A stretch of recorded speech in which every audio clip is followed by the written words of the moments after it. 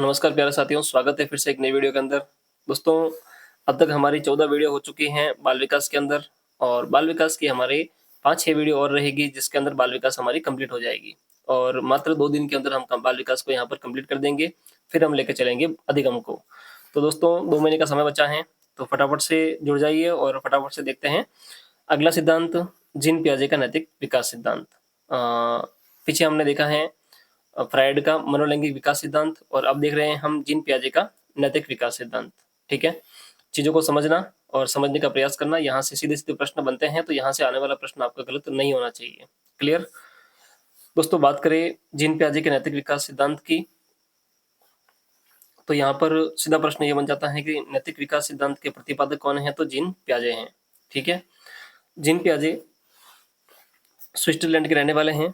इनकी एक पुस्तक है जिसका नाम है the moral judgement of child. The moral judgement of the child, ये इनकी पुस्तक का नाम है और 1932 में इन्होंने जो है इसको प्रकाशित किया था। दोस्तों, इनका कहना है इस पुस्तक के अंदर कि बालक जो है वो 5 वर्ष तक गैर नैतिक होता है। क्या कहा है इन्होंने कि बालक जो है वो 5 वर्ष तक गैर नैतिक होता है और ये नैतिक विकास का सिद्धांत दे रहे हैं, तो यहाँ पर ये नैतिकता की बात करेंगे। क्लियर दोस्तों, इन्होंने इस सिद्धांत को 2 भागों में बांटा है, यानी कि बालक की जो नैतिकता है उसको 2 भागों में इन्होंने बांटा है। कैसे कैसे हैं? पहला है ये है दोस्तों प्रायत्त नैतिकता की अवस्था, या इसको पर केंद्रित उन्मुखता भी कहा गया है। क्या कहा गया है? प्रायत्त नैतिकता की अवस्था या पर केंद्रित उन्मुखता। समय इसका है दोस्तों 2 से लगाकर 8 वर्ष तक की अवस्था। 2 से लगाकर 8 वर्ष तक की अवस्था है जिसको प्रायत्त नैतिकता की अवस्था या पर केंद्रित उन्मुखता कहा गया है। इंग्लिश में इसको हेटेरोनॉमी कहा जाता है। हेटेरोनॉमी इसको कहते हैं। दोस्तों, इसमें क्या होता है इस अवस्था को नैतिक वास्तविकता की अवस्था या दबाव की नैतिकता की अवस्था कहा जाता है। इसको नैतिक वास्तविकता की अवस्था और दबाव की नैतिक अवस्था भी इसको कहते हैं। यह नैतिक विकास की पहली अवस्था है। इसमें कार्य का जो परिणाम है वो महत्वपूर्ण होता है, इरादा महत्वपूर्ण नहीं होता है। ठीक है, अब मैं समझाता हूँ आपको कि क्या होता है इसके अंदर। इसमें क्या होता है कि जो बच्चा होता है ना 2 से 8 वर्ष तक का होता है और वह दूसरों पर निर्भर होता है, या जैसे कि हम कहें कि हमारे घर में छोटा बच्चा है तो वो क्या करेगा कि हमारे ऊपर निर्भर रहेगा। वो सेल्फ डिपेंडेंट होकर मतलब काम नहीं कर सकता। हम जो उसको काम करवाएंगे तभी वो काम कर पाएगा। तो 8 साल तक का बच्चा होता है वो माता पिता पर विशेष तौर से निर्भर होता है। तो यहाँ पर केंद्रित उन्मुखता की अवस्था होती है। ठीक है, इसके बाद में आती है दोस्तों स्वायत्त नैतिकता की अवस्था, जिसको स्वायत्त उन्मुखता भी कहते हैं। ये होती है 9 से लगाकर 11 वर्ष तक की अवस्था। इसमें बच्चा थोड़ा बड़ा हो जाता है और वह अपने काम स्वयं करने में लग जाता है और थोड़ी उसमें जो है बुद्धि भी आ जाती है, या वो सोचने भी लग जाता है इसके अंदर। ठीक है, इसको कहा जाता है दोस्तों ऑटोनॉमी। उसको कहते हैं हेटेरोनॉमी प्रायत्ता को, और इसको स्वायत्ता को कहते हैं ऑटोनॉमी। ठीक है, इसमें आत्म केंद्रित केंद्रित की भावना लुप्त हो जाती है। कार्य का इरादा महत्वपूर्ण होता है, परिणाम महत्वपूर्ण नहीं होता है। इसे अन्योन्यता या पारस्परिकता व सहयोग की नैतिकता का काल कहा गया है।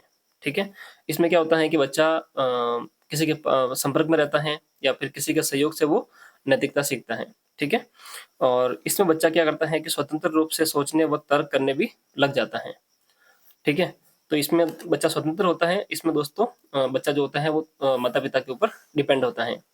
अब मैं आपको छोटे से उदाहरण के तौर पर समझा देता हूँ कि इसमें क्या होता है। देखिए, छोटा बच्चा है, वो क्या करता है कि एक पेंसिल लेने के लिए मान लीजिए कि सीढ़ियों पे 5वीं 6ठी सीढ़ी पर जो है एक पेंसिल पड़ी है। छोटा बच्चा क्या करता है कि उस सीढ़ी पे चढ़ता है और उस पेंसिल को लेने के लिए जाता है। ठीक है, चोरी छुपे उस पेंसिल को वहां से चुराता है और वहां से वो नीचे गिर जाता है। तो वो सोचता है कि यार मम्मी ने कहा था कि पेंसिल चुरानी गलत बात है, इसलिए मैं वहां से नीचे गिरा और मुझे चोट लग गई। ठीक है, ये होती है प्रायत्ता की अवस्था, जिसमें बच्चा क्या करता है कि बड़ों की अनुपालना करता है, बड़ों के आदर्शों पे चलता है, जो बड़े कहते हैं उनको मानता है।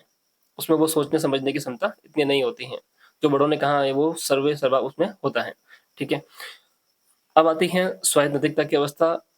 वही बात जब बच्चा 4ठी 5वीं सीढ़ी पर जाता है और पेंसिल को लेके आता है चोरी छुपे, तो वो सोचता है कि नहीं नहीं, मतलब ये कोई चोरी वाली बात नहीं है। ठीक है ना, मैं सीढ़ी पर चढ़ा था पेंसिल लेने के लिए और वहां पर सीढ़ी पे बिना मेरा ध्यान नहीं गया और वहाँ से मेरा पैर फिसला और मैं नीचे गिरा और मुझे चोट लग गई, ठीक है? तो उस समय क्या होता है कि बच्चे में सोचने समझने की क्षमता जो है विकसित हो जाती है और वो खुद जो है अपने हिसाब से सोचता है चीज़ों को, ठीक है? तो ये होती हैं जीन पियाजे की नैतिक विकास सिद्धांत की अवस्थाएं, ठीक है? तो यहाँ पर इन्होंने 2 भागों में इस चीज़ को बाँटा है, प्रायत्तता और स्वायत्तता, ठीक है? तो जीन पियाजे के बारे में ये नैतिक नैतिक विकास सिद्धांत था, जो कि हमने इस वीडियो के माध्यम से देखा। वीडियो आपको अच्छा लगा हो और सिद्धांत आपको समझ में आया हो तो वीडियो को लाइक कर देना और अगला वीडियो देखने के लिए चैनल को सब्सक्राइब कर देना। मात्र 3-4 सिद्धांत और रहे हैं और इसके बाद में हमारी बाल विकास कंप्लीट हो जाएगी। तो अभी तक आपने पुराने वीडियो नहीं देखे हैं तो प्लेलिस्ट अवेलेबल है, प्लेलिस्ट पर जाकर आप इन चीज़ों को देख सकते हैं और इसके जितने भी पीडीएफ हैं और सारे नोट्स आपको जो हैं वो हमारे टेलीग्राम चैनल परिहार एजुकेशन में मिल जाएंगे। वहाँ से जाकर आप इन नोट्स को डाउनलोड कर सकते हैं। और भी आपको कोई डाउट हो, कोई आपका कन्फ्यूजन हो तो आप मुझे कमेंट कर सकते हैं। आपके सारे डाउट सॉल्व करने की मैं कोशिश करूँगा और वीडियो आपको अच्छा लगा हो तो वीडियो को लाइक कर देना। मिलते हैं एक नई वीडियो में, तब तक के लिए धन्यवाद।